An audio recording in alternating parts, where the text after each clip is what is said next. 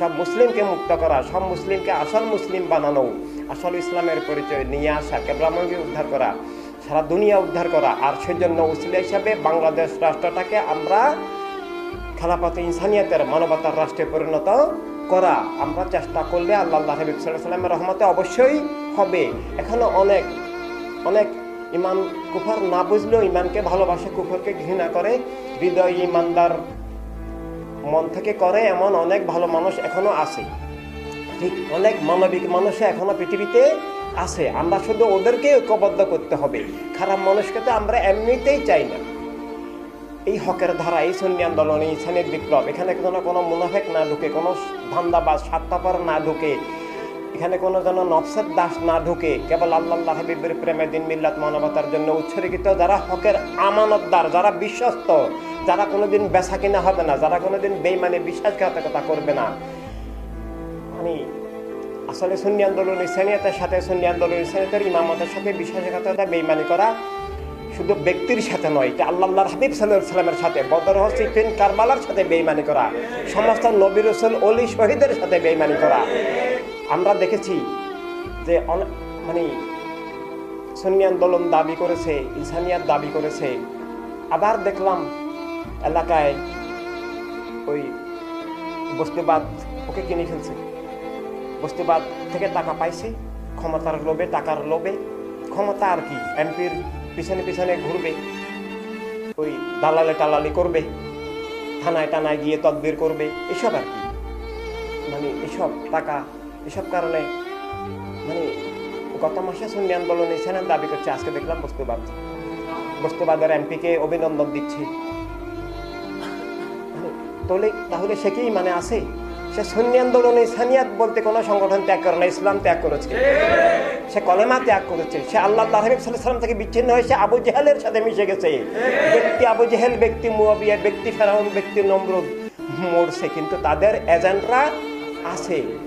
এভাবে এখন লক্ষ লক্ষ কোটি কোটি মুয়াবিয়া, কোটি কোটি ফেরাউন, নমরুদ, এজিদ, কার্ল মার্কস এখন পৃথিবীতে আছে, এবং তারাই এখন ক্ষমতায় আমাদের বিগত ইতিহাসের ভুলের কারণে।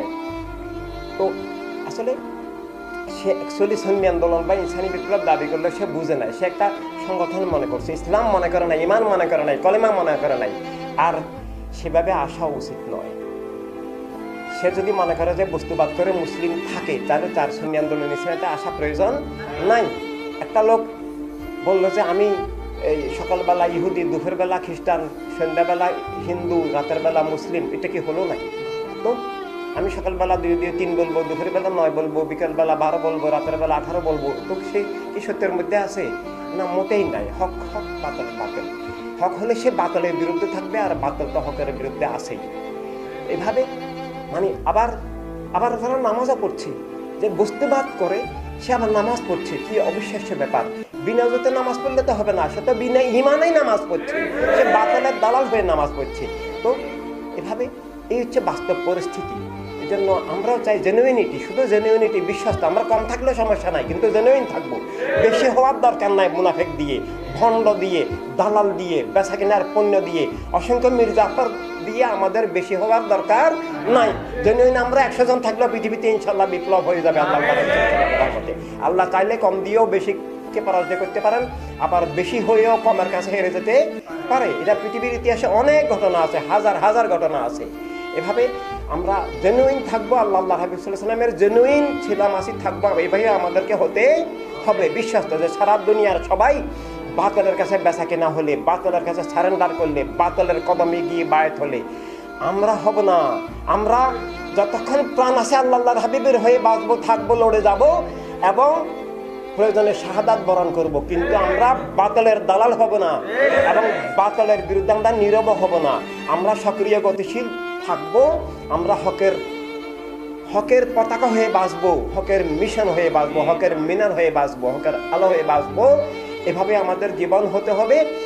আর নিজের শুধু জীবন মানে আলো দেওয়া, আলো যদি না জ্বলে বাল্বটার কোনো মূল্য নাই। এভাবে দিশা দিতে হবে, ব্যক্তি তৈরি করতে হবে, ভালো মানুষ খুঁজে খুঁজে আমরা সুন্নি আন্দোলন ইনসানিয়ত বিপ্লবে আনতে হবে, আসল ইসলামে আনতে হবে, মুসলিম বানাতে হবে। সুন্নি আন্দোলন ইসলামী বিপ্লবে আমরা একটা মানুষকে যখন আনি, আসলে এর চেয়ে বড় কাজ পৃথিবীতে এখন এর চেয়ে বড় গুরুত্বপূর্ণ জরুরি ইসলামের জন্য, মুসলিম মিল্লাতের জন্য, মানব মণ্ডলীর মুক্তির জন্য সুন্নি আন্দোলন ইসলামীতে একটা সদস্য বানানো, অর্থাৎ রিয়েল মুসলিম বানানো, রিয়েল মানুষ বানানো, রিয়েল বিপ্লবী সংগ্রামী বানানো, বাতালের বিরুদ্ধে একটা মুজাহিদ বানানো। এর চেয়ে বড় কোনো ইবাদত, বড় কোনো জরুরি বিষয় নাই।